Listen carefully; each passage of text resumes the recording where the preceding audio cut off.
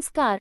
आज हम एक महत्वपूर्ण विषय पर चर्चा करने जा रहे हैं, कैसे उदार लोकतंत्र आर्थिक विकास के अनुकूल है। उदार लोकतंत्र और आर्थिक विकास अक्सर एक दूसरे से जुड़े होते हैं। उदार लोकतंत्र राजनीतिक स्थिरता, विधि का शासन, व्यक्तिगत स्वतंत्रता और जवाबदेह शासन को बढ़ावा देता है, जिससे आर्थिक विकास के लिए अनुकूल माहौल बनता है। कुछ लोगों का मानना है कि अधिनायकवादी शासन भी आर्थिक विकास को गति दे सकते हैं, लेकिन इतिहास गवाह है कि लोकतांत्रिक संस्थाएं दीर्घकालिक और सतत विकास को बढ़ावा देती हैं। तो आइए समझते हैं कि उदार लोकतंत्र आर्थिक विकास में किस प्रकार सहायक होता है। उदार लोकतंत्र का अर्थ। उदार लोकतंत्र एक ऐसी शासन व्यवस्था है जिसमें स्वतंत्र और निष्पक्ष चुनाव होते हैं, नागरिक स्वतंत्रता की सुरक्षा होती है, विधि का शासन लागू होता है और बाजारोन्मुखी अर्थव्यवस्था होती है। ये लोकतंत्र केवल शासन का एक तरीका नहीं है, बल्कि यह नागरिकों को स्वतंत्रता और समान अवसर प्रदान करता है, जिससे आर्थिक विकास को बढ़ावा मिलता है। उदार लोकतंत्र और आर्थिक विकास के बीच संबंध। अब देखते हैं कि उदार लोकतंत्र आर्थिक विकास को किन तरीकों से बढ़ावा देता है। एक, संपत्ति अधिकारों की सुरक्षा। व्यक्ति और व्यवसायों को उनकी संपत्ति पर अधिकार मिलता है। निवेश और उद्यमिता को प्रोत्साहन मिलता है। दो, विधि का शासन और संविदा प्रवर्तन। व्यापार के लिए एक स्थिर कानूनी ढांचा उपलब्ध होता है। संविधाओं का पालन सुनिश्चित किया जाता है, जिससे निवेशकों का विश्वास बढ़ता है। तीन, राजनीतिक स्थिरता। अनिश्चितता कम होती है और दीर्घकालिक निवेश को बढ़ावा मिलता है। लोकतांत्रिक संस्थाएं मनमाने सरकारी फैसलों को रोकती है, जिससे अर्थव्यवस्था को नुकसान नहीं होता। चार, नवाचार और तकनीकी प्रगति।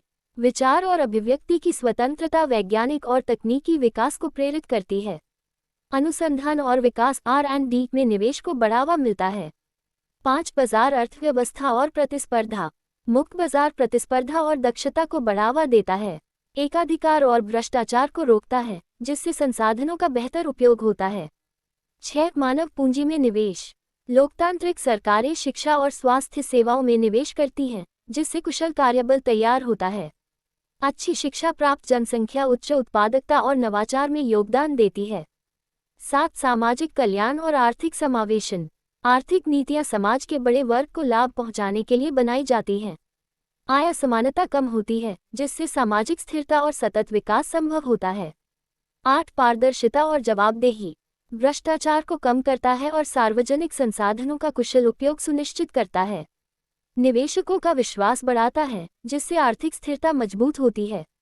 9, आर्थिक स्वतंत्रता और उपभोक्ता अधिकार।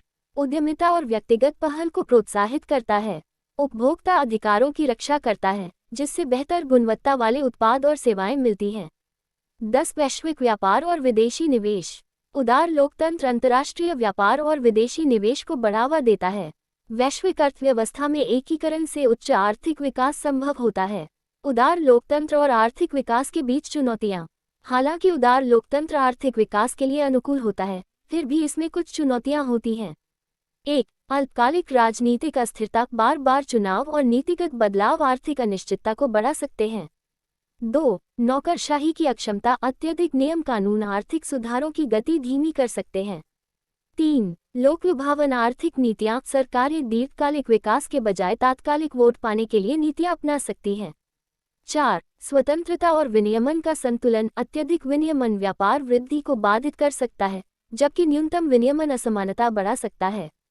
5, आर्थिक विषमता। लोकतांत्रिक देशों में आर्थिक वृद्धि हमेशा समान रूप से वितरित नहीं होती। अब निष्कर्ष। अंत में ये स्पष्ट होता है कि उदार लोकतंत्र और आर्थिक विकास एक दूसरे के पूरक हैं। लोकतांत्रिक शासन राजनीतिक स्थिरता, पारदर्शिता, नवाचार और एक मुक्त बाजार को प्रोत्साहित करता है, जिससे आर्थिक विकास संभव होता है। हालांकि कुछ चुनौतियां मौजूद हैं, लेकिन लोकतांत्रिक प्रणाली मानव अधिकारों, आर्थिक स्वतंत्रता और सामाजिक कल्याण को बढ़ावा देकर दीर्घकालिक और सतत विकास सुनिश्चित करती है। इतिहास ये दर्शाता है कि जिन देशों में लोकतांत्रिक संस्थाएं मजबूत होती हैं, वे अधिनायकवादी शासन की तुलना में तेज और स्थिर आर्थिक विकास का अनुभव करते हैं।